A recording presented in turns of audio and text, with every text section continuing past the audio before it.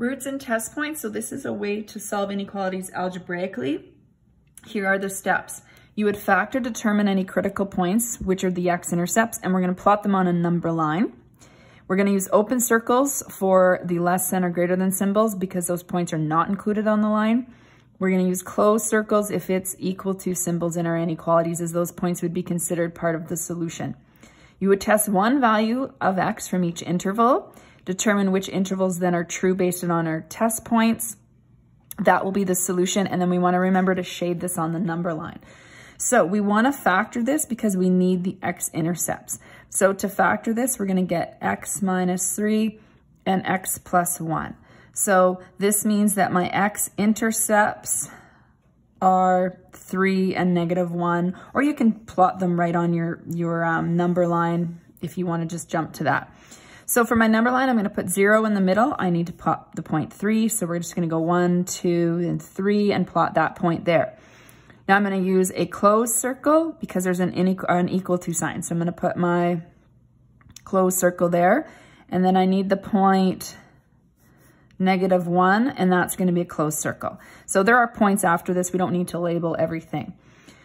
So then what we're going to do is we're going to test one value from each interval. So I usually kind of make a little bit of almost like a table here so that I keep track. So this would be the interval x is less than 0. So this part right here would be called x is, or not 0, sorry, x is less than or equal to negative 1. This is between negative 1. So I like to call this interval negative 1 is less than or equal to x, which is less than or equal to 3. And this interval here would be everything to the right of 3. So we would say x is greater than or equal to 3. So I have to test any point that is less than negative 1. I can't test the critical point itself. So I almost always just go one beside it. So I'm going to test, so we're just going to say that on this part what we're testing. So tell me the point you're testing. I'm going to test negative 2. So I'm going to plug negative 2 into my inequality up here. So we get negative 2 squared minus 2 times negative 2 minus 3 is less than or equal to 0. So I'm going to get 4 plus 4 minus 3 is less than or equal to 0. So we get 8 minus 3, so I get 5 is less than or equal to 0. That is not a true statement, so we're just going to say false or no for that one. And we'll discuss sort of after we test each one what that means. Here I can test any point between negative 1 and 3. 0 is the easiest point, so I'm going to plug in x equals 0.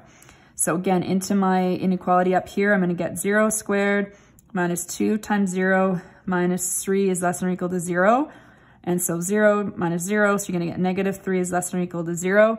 So that's true. So again, you want to make sure you're showing your work so that we know what you're doing here. Test any point greater than 3. Again, I like to go to just the one beside it. So the next integer beside it. So I'm going to go and test x equals 4. So I'm going to plug that in. So 4 squared minus 2 times 4 minus 3 is less than or equal to 0. 16 minus 8 minus 3 is less than or equal to 0. Then I get 8 minus 3, and I get false. You'll notice some patterns. If you're testing one point on each side in the outside interval, that you end up getting the same number here. So that is false. 5 is not less than 0. So my solution is always going to be what's true. Okay, so we talked about that. So you want to clearly state my solution in the proper form. So it's x such that it's between negative, so this helps me right here, this interval. Negative 1 is less than or equal to x, which is less than or equal to 3, where x is the element of real numbers, and close your brackets.